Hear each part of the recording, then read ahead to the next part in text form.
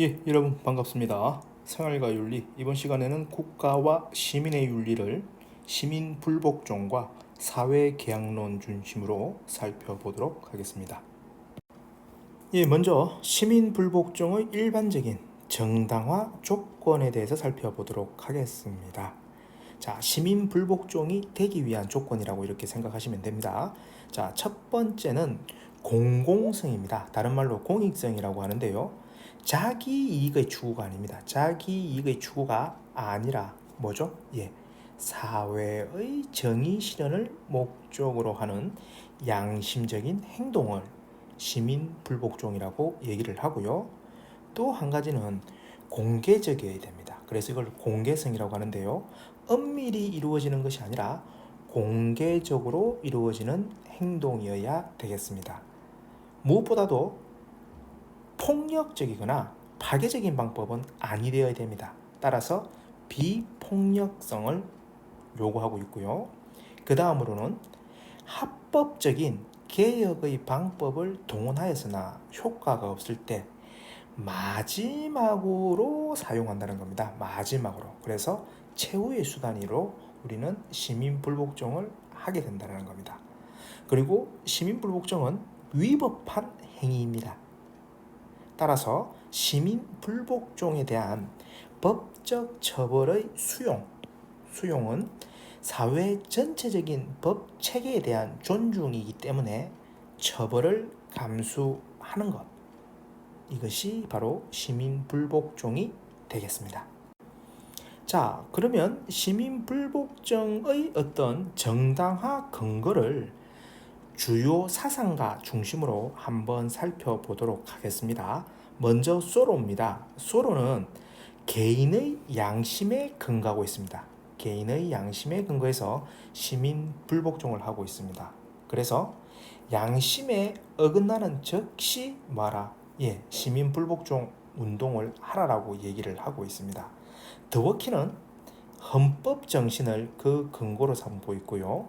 롤스는 공유된 정의감이라고 하는 정의의 원리를 그 근거로 삼고 있습니다. 소로와 비교해 봤을 때 롤스는 시민 불복종을 최후의 수단으로 사용할 것을 얘기를 하고 있습니다. 그리고 싱어는 공리의 원칙을 시민 불복종의 정당화 근거로 제시하고 있습니다. 자, 요 네 명의 사상가가 나오는데요. 주로 이제 많이 언급되는 것은 바로 여기 롤스 부분이고요. 그리고 롤스를 소로와 이렇게 비교해가지고 많이 출제가 되고 있습니다. 그러면 요 내용들 계속 살펴보겠습니다. 자, 롤스의 시민불복종에 대해서 살펴보겠습니다. 자, 롤스가 이야기하는 시민불복종의 정당화 조건인데요. 우선 행위 목적의 정당성은 공익성에 있다라는 겁니다. 앞서 살펴보았던 것처럼 자신의 이익 때문이 아니라 사회 구성원 다수가 공유하는 정의관이 훼손한 법이나 정책에 항의한다라는 겁니다. 사회 구성원 다수가 공유하는 정의관이라는 것은 우리가 앞서 배웠던 어떤 정의의 원칙을 생각하시면 됩니다. 하지만 주의하실 점이 있죠. 뭐죠? 예, 그렇습니다. 우리는 정의의 원칙, 이 정의의 원칙을 제1원칙과 제2원칙으로 이렇게 배웠습니다. 제1원칙은 평등한 자유의 원칙이었고요. 제2원칙은 공정한 기회균등의 원칙과 차등의 원칙으로 구성이 되어 있다고 했죠. 하지만 시민불복종에서는 이 차등의 원칙은 포함이 되지 않는다는 점을 여러분들이 기억하시기 바랍니다. 자, 그리고 이제 롤스가 시민불복종의 정당화 조건으로 얘기하는 내용은 바로 최후의 수단입니다. 합법적인 방법을 동원을 했으나 실패하거나 소용이 없을 때, 그리고 피해가 점점 심각해질 때와 같은 긴급한 상황에서 비로소 뭐한다? 시민불복종 운동을 전개한다라는 겁니다. 최후의 수단을 그 정당한 조건으로 다시 한 번 더 이야기를 하고 있습니다. 그리고 비폭력성. 정의롭지 못한 법에 반대한다는 이유로 폭력적인 행동을 선동하는 행위는 정당화될 수 없다는 것이 롤스의 입장이고요. 그 다음에 공개적이어야 된다는 겁니다. 공동체의 정의감에 호소하는 행위이므로 은밀하게 할 필요가 없다는 겁니다. 공개적으로 해야 되는 거고요. 그 다음에 앞서 살펴봤던 것처럼 처벌을 감수해야 된다는 겁니다. 위법 행위에 대한 처벌을 기꺼이 받아들임으로써 기본적으로는 법을 존중하고 정당한 법 체계를 세우려는 운동이라는 겁니다. 자, 이렇게 볼 때 앞서 살펴보았던 시민불복종 운동의 어떤 정당화 조건은 지금 살펴본 롤스의 정당화 조건과 유사하다라는 것 발견할 수 있어야 되겠습니다. 자, 그러면 롤스와 소로를 비교해 보겠습니다. 자, 소로는 근거를 개인의 양심에 둔다고 했죠. 그리고 법에 대한 존경심이 아니라 양심을 대표한다고 해서 정의에 대한 존경심으로서 행해지는 겁니다. 정의에 대한 존경심. 그래서 불이한 법이 개정될 때까지 기다리지 말고 즉각적으로 불복종 운동하라고 얘기를 하고 있고요. 롤스는 앞서 살펴봤던 것처럼 공공의 정의의 원칙이죠. 차등의 원칙이 제외된 이 정의의 원칙이 시민불복종의 정당화 근거가 되겠고요. 청원 등의 방법을 동원했지만 뜻을 이루지 못할 경우 최후의 수단으로 사용한다는 점에서 소로와 또 비교가 되고 있습니다. 다시 한 번 더 얘기를 하게 되면은 공공의 정의가 다시 말해서 평등한 자유의 원칙과 기회균등의 원칙에 대한 심각한 위반이 있을 때 청원 등의 방법을 동원했지만 뜻을 이루지 못할 경우 최후의 수단으로 시민 불복종 운동을 한다는 겁니다. 자, 중요한 내용이 나오죠. 체제 붕괴를 도모하는 행위는 시민 불복종이 아닙니다. 다시 한 번 더 강조하겠습니다.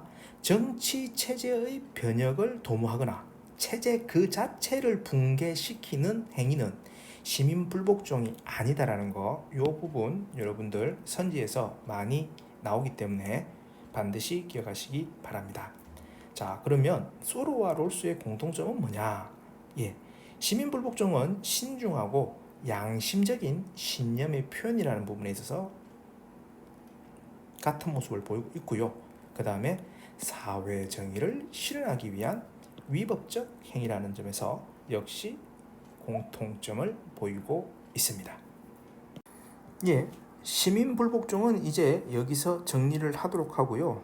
다음은 사회계약론에 대해서 살펴보도록 하겠습니다.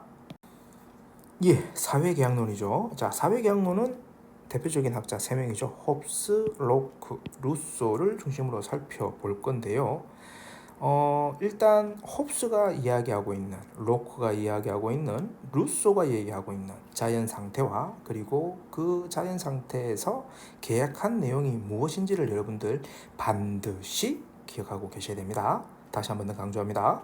사회계약론자인 홉스, 로크, 루소가 자연 상태를 어떻게 이야기를 하고 있고 그리고 그 상태에서 사회를 계약을 할 때 어떠한 내용으로 계약이 되고 있는지를 반드시 정리해 두셔야 되겠습니다. 자, 그러면 홉스부터 살펴보겠습니다. 홉스는 성악설이었죠.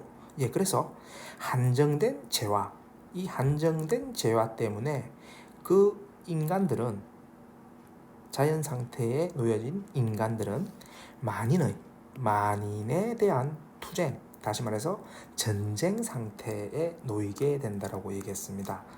그렇기 때문에 이러한 상태를 벗어나기 위해서 구성원들은 계약을 통해서 사회를 만들게 되는 거죠. 자, 그럼 계약 내용은 뭐냐? 지금 말씀드렸던 이러한 만인에 대한 투쟁 상태, 다시 말해서 혼란한 자연 상태에서 벗어나기 위해 인간의 이성을 통해서 자연법을 찾고 그리고 계약을 통해 국가를 형성하여 비로소 인간의 자연권을 보장해야 되겠다라고 생각을 하게 됩니다. 즉, 다시 말해서 혼란의 주범이 인간이 태어날 때부터 가지고 있는 이 자연권이라고 생각을 하고 이 자연권 자체를 뭐하죠? 국가에 양도를 한다는 내용으로 계약이 형성이 되는 겁니다. 자, 로크로 넘어가겠습니다. 로크는 어떻게 했죠? 예, 인간의 본성은 성무선악설, 악하지도 않고 선하지도 않은 그런 상태라고 얘기를 했습니다. 그래서 홉스보다는 비교적 상대적으로 나은 자연 상태를 예상할 수 있습니다. 자, 그래서 로크는 자연 상태가 혼란의 가능성이 없는 것이 아닌 혼란의 가능성이 존재하는 비교적 평화로운 상태라고 얘기를 하고 있습니다. 그래서 재산권의 보존을 핵심으로 하는 자연권이 충돌을 할 수가 있다는 겁니다. 왜? 각 개개인이 가지고 있는 이 자연권을 무한정으로 추구하게 된다고 하면은 당연히 충돌할 수밖에 없겠죠. 그러면 어느 누군가가 네가 맞느냐 아니면 너가 맞느냐에 대한 어떤 기준점이 돼야 되는데 이 기준점을 세울 수가 없다는 겁니다. 그래서 자연법을 위반하게 될 때에는 자연스럽게 평화가 깨지고 전쟁 상태가 될 수밖에 없다라고 얘기를 하는 겁니다. 그래서 로크는 어떠한 계약을 통해서 국가를 형성하게 되냐냐, 바로 개인이 가진 이 자연법 집행권을 뭐한다? 예, 양도를 한다는 겁니다. 개인이 가진 자연법 집행권은 행사할 수 있습니다. 개인이 가진다는 거에서 혼란과 갈등이 오히려 발생한다는 거죠. 앞서 말했죠. A라는 사람도 자연법 집행권을 가지고 있고 B라는 사람도 자연법 집행권을 가지고 있습니다. 어느 누구가 맞는가에 대해서 판단을 해줄 존재가 없다는 겁니다. 서로가 서로의 집행권을 계속해서 강조하게 된다고 하면은 결국은 전쟁 상태가 된다고 했잖아요. 그래서 이러한 자연법 집행권을 뭐한다? 예, 양도하는 것으로 해서 국가를 형성하는 그런 계약을 하게 된다라고 합니다. 그래서 로크는 이러한 부분에 있어서 신탁이라는 표현을 한다는 거죠. 그래서 자연법 집행권을 내가 국가에 신탁을 하는 겁니다. 그래서 국가가 그 역할을 제대로 한다고 하면은 문제가 없는데, 만약 그러한 기대에 못 미치는 모습을 보인다라고 하면은 예, 신탁을 철회할 수 있다라고 얘기했죠. 그러면서 수업 시간에 뭐라고 했습니까? 동양의 맹자가 얘기했던 역성혁명을 연상시킨다라고 얘기를 했었죠. 자, 루소로 넘어가 보겠습니다. 자, 자연상태. 루소는 인간의 본성이 선하다라고 얘기했습니다. 그래서 성선설의 입장이죠. 따라서 지금껏 살펴보았던 홉스와 로크와는 달리 더 나은 자연상태가 예상됩니다. 기대됩니다. 그런데 루소는 진화론적 관점에서 이 자연상태가 변화한다고 얘기합니다.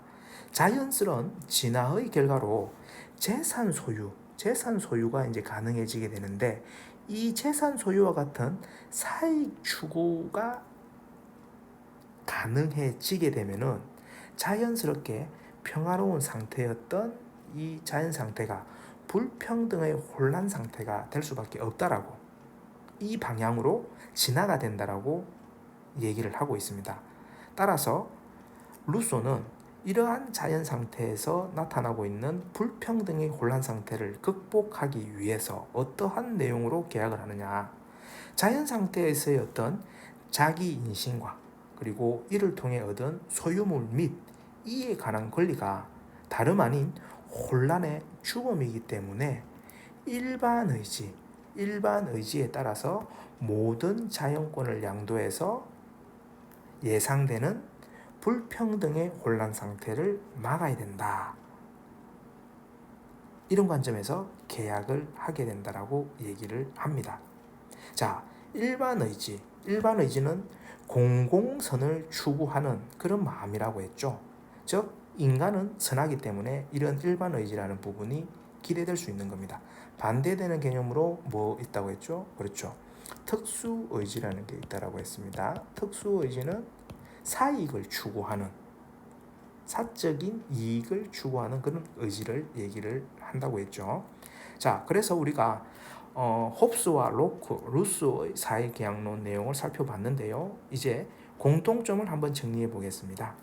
자, 홉스, 루소는 공통적으로 인간의 이성 능력에 근원을 두고 사회 계약이 이루어지고 있고요. 사회 계약의 근본적 목적은 다름 아닌 자기의 보장에 있다는 거 여러분들이 발견할 수 있을 겁니다. 자, 그러면 지금까지 살펴본 시민불복종과 사회계약론을 바탕으로 해서 문제풀이 들어가 보도록 하겠습니다. 자, 6월 모평에서 나왔던 문제입니다. 다음을 주장한 사상가의 입장으로 가장 적절한 것을 묻고 있습니다. 나는 시민불복종을 흔히 법이나 정부의 정책에 변혁을 가져올 목적으로 행해지는 공공적이고 비폭력적이며 법에 반하는 정치적 행위라고 정의한다. 이러한 행위는 법에 대한 충실성의 한계 내에서 부정의에 항거함으로써 정의로부터의 이탈을 방지하고 부정의를 교정하는 데 도움이 된다.